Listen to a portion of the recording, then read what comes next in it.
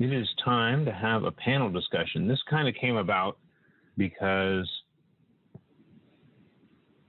I had kept hearing this sort of, existential discussion basically on every Slack channel.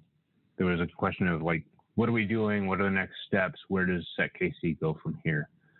And so I thought it would be a good idea for us to sit down and actually let the luminaries, the founders, kind of talk that out and give us their thoughts on what do we do? What does COVID mean to SecKC, and what does after COVID mean to SecKC? When it comes down to it, I think every organization in the world is having this exact same discussion and this exact same kind of introspection. But I think it's an important thing for everybody here to kind of be able to talk out and understand. So with that, I will let Bill and Alex and everybody else run with it.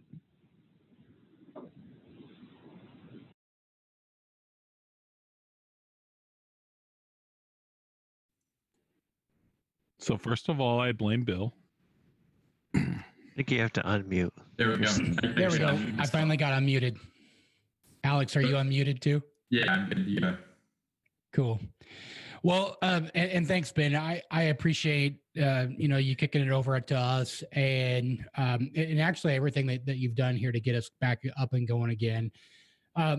Look, I don't have any real answers to this, but as I think about SecKC and I think about the end of the year last year, the beginning of the year this year, I really don't see an immediate time where we're going to get back to that. I think that we really need to, as a group, understand that getting 300 of us together again in person is not something that's going to occur in the short term, right? And I think as a group, I think that if we start to put that check mark in our brain, it unlocks some things. Look, I'm as social as it comes, and it's killing me not spending time with y'all, but we can leverage this. We can leverage this situation in ways that will actually increase the kind of the SecKC experience, and I'll talk about that a little bit. But I kind of want to pause and let Alex maybe say a few things if you got anything there, Alex. Yeah. The first thing you said, nice for Ben for putting this together. I mean, he stepped up. I don't know, for majority of you that aren't reading the SecOps chat, he stepped up and was just like, basically, what do we need to do? What do I need to do, to get this thing going? And we were like, go for it, dude. And he did it, and we're here. So it's a nice work for that. I don't know how much work it was for you, Ben. I don't feel like stepping up to these things it's not a small task, but it's one of those things that just, once you start doing it and work towards it, it's not that bad either. So,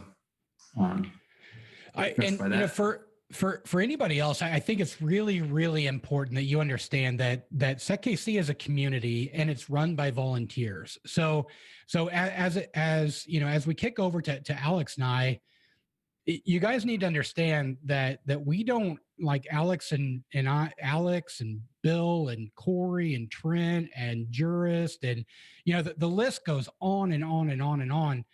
These are people who help build SecKC and help volunteer at SecKC. We're not the boss, right? We're not the leaders. And the way that SecKC comes together, it's somebody takes the time and energy to help push and help organize and help run SecKC, and this is all done in the SecOps channel in Slack. And so if we want this community to stand together and keep going, we're going to need people to step up to the plate. But so as I was kind of thinking about what I want to talk about to y'all is what SecKC means to me, and hopefully what it means to you is it's a place where I feel like I belong, right? I feel like the sense of community that we have, and the sense of belonging and the sense of meeting somebody just like me, somebody that I can talk about the problems that I'm facing, will be similar with somebody else, right? Or somebody that is working on a problem that I've never considered before, right? Working on a project or had solved something or seen something at their workplace that I've never seen before. And so to me, it really is crucial that we keep this community, right? And we continue to support it. And really when it really boils down to it, and Alex and I were just kind of talking about this, but when it comes down to it, I don't know how you guys are feeling, but me personally, I need more social interaction, right?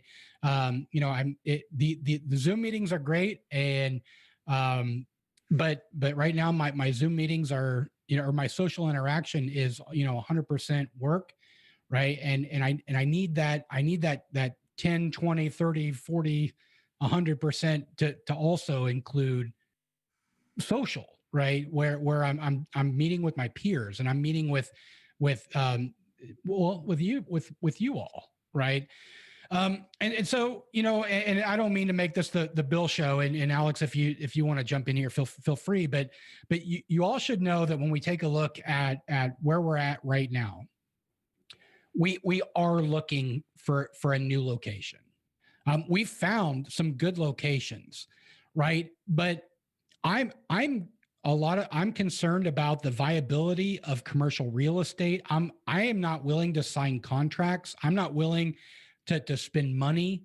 And quite honestly, even if we were to say next month in September, we are having an in-person meeting, I'm concerned about the responsibility that is put on not me, but like the org as a whole of bringing us all together, right? And so, when I think about that, it's conflict, it's internal conflict, because I need social time, and this is great. In fact, man, you're just watching the chat run, during the talks. I love it, man. I love hearing the questions. I love hearing the answers and those kind of things. And I think it's important. And so, I was talking to a mentor of mine earlier this morning, and, as he was blahing away, I realized that the requirement of being in person is not a requirement. We can do stuff virtually at any time, and it doesn't have to be an official anything. And I'm trying to get him to smile, and he's not even smiling. There he goes. Yeah. So Jurist and I were talking earlier, and if you guys haven't had a chance to just sit and chat with that guy one-on-one, he's brilliant. He's absolutely brilliant. And so I was thinking about it. If we start taking away the requirement of being in person, okay. So if all of a sudden that is not a variable that we have to worry about. Think about everything that goes into place to get SecKC running monthly, right? There's so much in the background. You look at what the audio team does and lugging equipment around. All of the scheduling, making sure that people are there, making sure that the venue's there, making sure that food is there, making sure drink is there, making sure that people get home safe, there's all these requirements that we don't actually have to have right now. And so I think that if we were to start and move to keeping the community strong, making sure that people are engaging, making sure that we still are having big meetings like this, but also encourage the smaller groups to meet, and maybe meet in person, like whatever that means. But in many respects, where we're at right now, the shit's easier, right? These are my words coming out of my mouth, is that we don't have to lug stuff to the bar. We don't have to drive home. Like, if you think about workshops, think about hardware hacking workshops, think about network security workshops, think about talks where we have to be interacting with a command line. These are my words coming out of my mouth, Juris. These are not yours words at all. These are mine. Yeah, but think about that, right? So it opens things up, right? And we can we can change with this, but I think what it really comes back to, and before I close, is that I really feel strongly about the concept of community and social hour, and I really want to make sure that we keep this up, right? Whatever that looks like, but it's gonna take effort, and it's gonna take volunteer. Like today wouldn't happen without Ben. There, and don't get me wrong, there's a lot of other people that are doing stuff to make this occur, but Ben stood up and said, "Hey, we're going to have a meeting in August. I guess I volunteered to run the show, and so here we are." Everybody has that capability. There is no boss. There is no boss of SecKC. The SecOps channel is what makes things happen. And so I'm gonna stop talking, throw it back to Alex, but also I want to hear if there's any questions, if anybody has anything they want to mention. I don't have much else to add. Just, I guess personally, I'm perfectly okay without the social time. I'm good here. But it's still good to get together. I still like it, but I'm not. I feel like, I don't know. I mean, just like what you're saying, and our group is built for this. Like if anyone can survive remotely and operate remotely, it's us. I mean, and benefit from it. So, and we can also test new types of meeting formats. I thought the CTF in April, I think, was one of our most successful. I thought it was really successful. It was great. So there's events like that. We can just have social time, hang out, drink beer, show stuff we're working on, whatever. I don't know. There's a lot of bounty hunting or whatever types of things we want to do would be great. So I think, if you have an idea or you want to kind of host a mini meeting or a meeting or something like that, feel free to jump in the group and let us know. So I think I think we'll. I mean, I'm not stressed out about having to do this, but at the same time, I think we'll get some good experience with some new formats and maybe learn some stuff that works even better than the in-person meeting. So yeah, that's all I had. And from there, I kind of want to just open it up. If anybody has any, and it doesn't have to be a Q, it can be an A. I saw that. I think that's pretty clever. No asses, but if you've got answers, please, show them. Just how do you guys feel about that? How are you guys, how's everybody doing mentally? And is this a good break, or, how you feeling about it? Well, right. So you and I obviously talked a little bit about this morning, but coming off of DEF CON this past weekend, I know some people got a chance to take part in that, and maybe a lot of people that were like, well, I can't go drink booze on somebody else's tab, so I'm going to mow the yard and it'll be fine, and whatever, DEF CON's DEF CON. That's cool. It ended up being way, way more fun and really a solid analog to being out there in person than I expected it to be going in, right? I'm like, well, okay, people are going to watch some YouTube videos at home, kind of whatever, and then they're going to sit and chat. That's the kind of shit we always do. But it ended up being a lot cooler than I really expected. And, coming out of that and thinking about, because one of the things that we had thought about, why are we doing this all kind of condensed when we could spread this out maybe a little bit? The spreading it out, I think, works fairly well for SecKC, right? If you want to do a workshop, yeah, but your workshop doesn't really fit into 90 minutes where we got to rotate around and you got to work, it doesn't really work where you're going to sit in the dark. Okay. Take 3 hours, put it on the schedule. Eventually we'll get the infrastructure built up so that we can kind of consult with you guys so that you can help get your production value up and get something out on Zoom or Twitch or YouTube or however we decide to do that.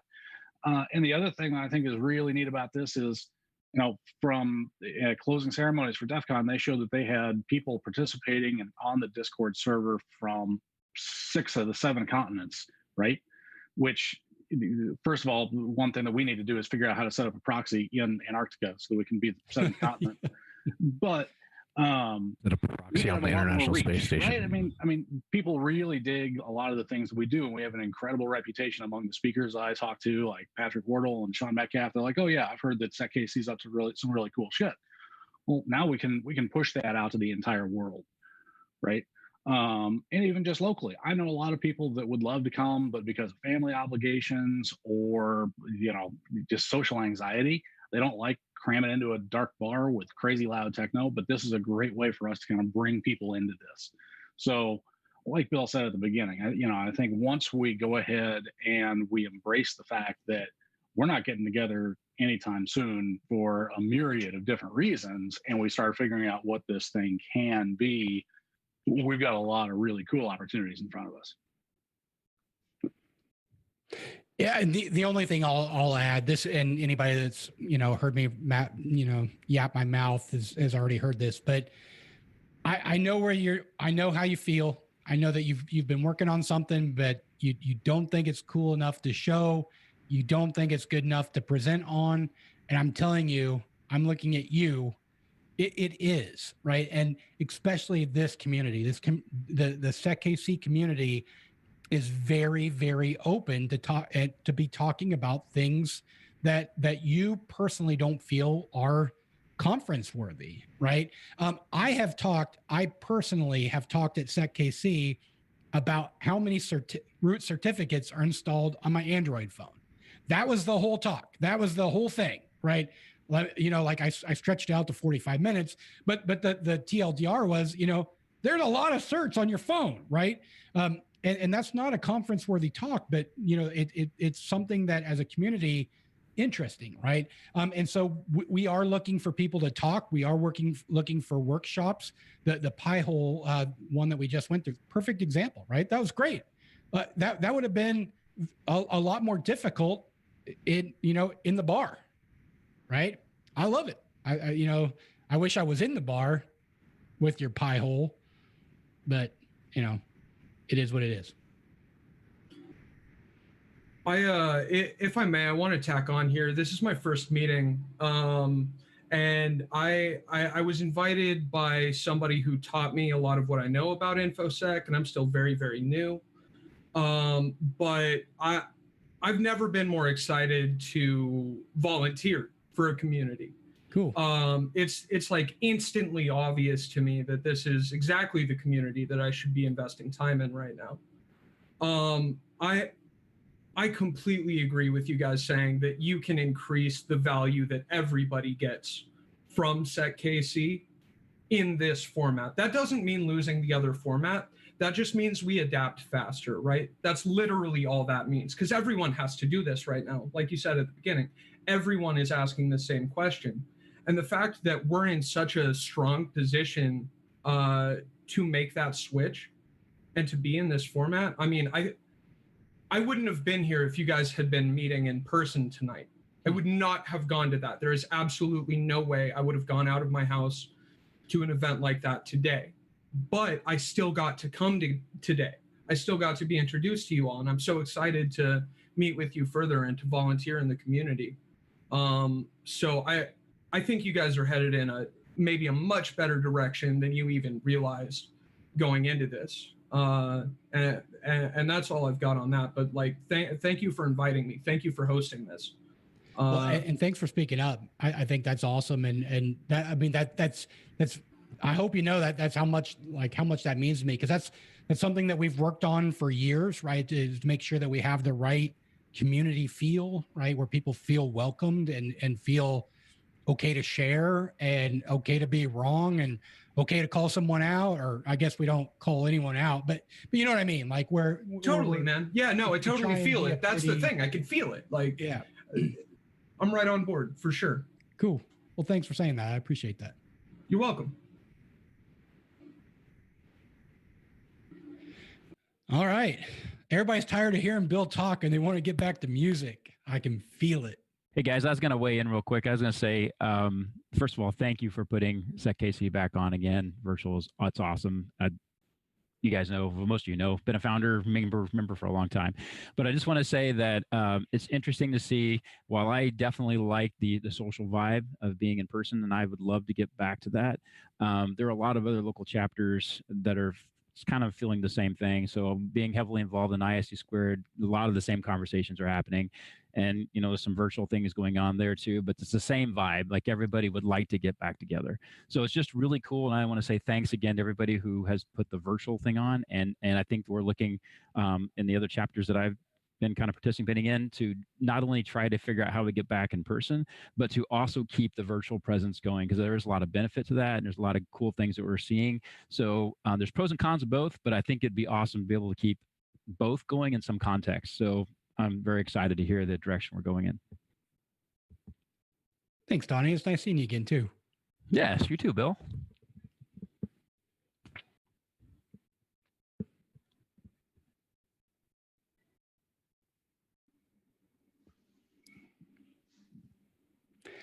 All right. Well, with that, let's kick it back off. Everybody, it was really nice seeing and chatting with you guys tonight. I feeling the love. I'm glad to be back with y'all. Okay, Bill, but you got to do something about that lag, man. Everybody else's audio and visual is synced up, but not yours. Mine's perfect and everyone else is wrong. And I have a rifle. And that guy has 50,000 rounds of ammunition. So, well, I wanted to say one thing real quick, and one of the things we did early on was we did 5-minute talks on a single tool. If you're not confident talking for 45 minutes or 30 minutes, just submit for 5. Talk about one thing, do it real quick and be done. I took a 5-minute talk and presented it twice at B-Sides Las Vegas and DEF CON by taking that and taking it and extrapolating it out to about a dozen tools on the Windows platform that could do a lot of hacking things that were just built in. You can do the same thing. You can start with 5 minutes. It's a great place to go and start working out from there. It's not a lot of time. I'm going to probably spend that much time talking tonight, and it's not that much time to really talk. You can do it. And then you can go and have like 6 drinks if you need to have them afterwards. Don't drink before, because then your talk sounds kind of it's a great opportunity, especially now. And you can present totally in slides and not have to present your face. You don't have to be on camera. You don't have to do all those things. Any of those things that make you uncomfortable presenting in person, you get the chance to invent yourself right now on the internet in a very specific way and present about something that you're really proud about.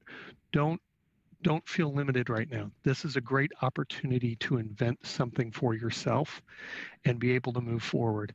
I've had a couple of people that I've been mentoring at my employer who have really flourished in this environment because they get very flustered because both of them are about 5'3" each. And they're I know one of the customers, the senior security guy there is 6'8" and likes to physically intimidate people. The 5'3" guy couldn't get anything done with this guy until this time, because then they were on an even test. There's no way you can intimidate somebody over Zoom, because you can mute them, you can turn them off, you can kick them off a session. There's things they can't do in that session that by being virtual, you get an opportunity to invent yourself in a new way. So do it. Step up there. Take this opportunity to step out and do something you haven't done before. Well, and for that matter, if you don't even want to do it live, you don't have to do it live. Well, give us a recording and we'll stream it out. We'll kind of do it like we did for Not Vegas. So all of the ways that we think about presenting and creating content for SecKC are really kind of up in the air for reconsideration, and it's super exciting.